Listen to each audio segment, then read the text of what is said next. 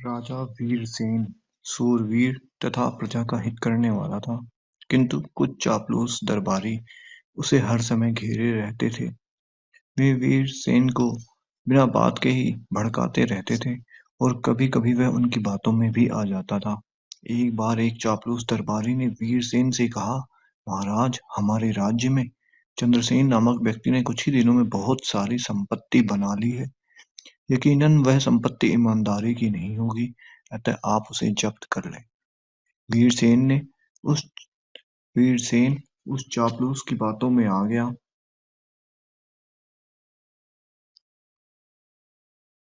और अपने मंत्री को बुलाकर चंद्रसेन की संपत्ति जब्त करने का आदेश दिया। मंत्री समझदार था। उसने वीरसेन से कहा, महाराज, संभव है कि चंद्रसेन ईमानदार हो और उसने सारी संपत्ति अपनी मेहनत से जुटाई हो। अतः आपसे विनती है कि एक बार चंद्रसेन को अपना पक्ष रखने का मौका दें। राजा को यह बात अच्छी लगी। उसने पहले चंद्रसेन से बात करना ही उचित समझा। चंद्रसेन को महल में बुलाया गया। वीरसेन ने उससे पूछा, क्या तुमने बहुत ही कम समय में ढेर सारी संपत्ति बनाई है? उसने बोला, जी महाराज, वह मेरी मेहनत की कमाई है और आपकी संपत्ति के सामने तो वह सुई की नोक के बराबर है। वीरसेन ने कहा, तो ठीक है, सुई की नोक के बराबर जगह नाप ले और सारी संपत्ति हमें दे दो। किंतु महाराज, यह मेरी मर्जी होगी कि मैं सुई की नोक के बराबर जगह कहीं भी नाप लूं, चंद्रसेन ने कहा। वीरसेन ने उसकी शर्त स्वीकार कर ली और उसे सुई मंगवा कर दे दी गई। चंद्रसेन ने झट से वह सुई राजा के सिंहासन पर गाड़ दी। यह देखकर वीरसेन परेशान हो गया। अब वह सिंहासन पर नहीं बैठ सकता था। राजा ने चंद्रसेन से कहा, अरे भाई, तुम यह सिंहासन छोड़ दो, इसके बदले मैं तुम्हें 1 गज जमीन कहीं भी दे दूंगा।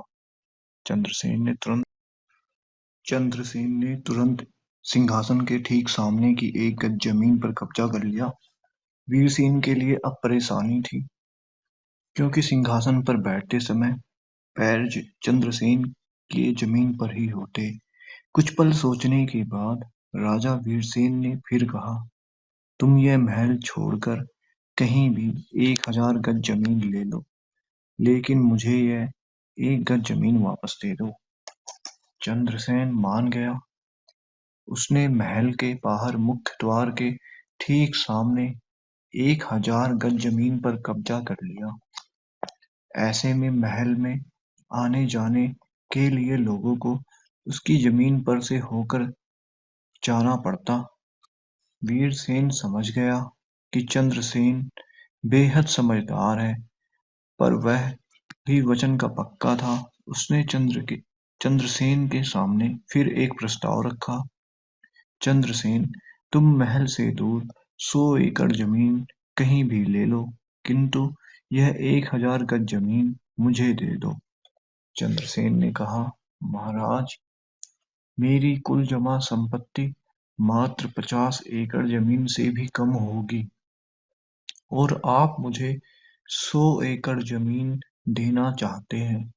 मुझे कुछ नहीं चाहिए। आपकी आज्ञा हो तो मैं विदा चाहूंगा।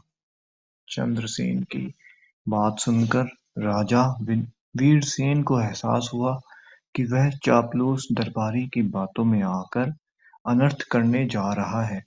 उसने उस चापलूस को बुलाकर दंड दिया और चंद्रसेन को इनाम देकर विदा किया।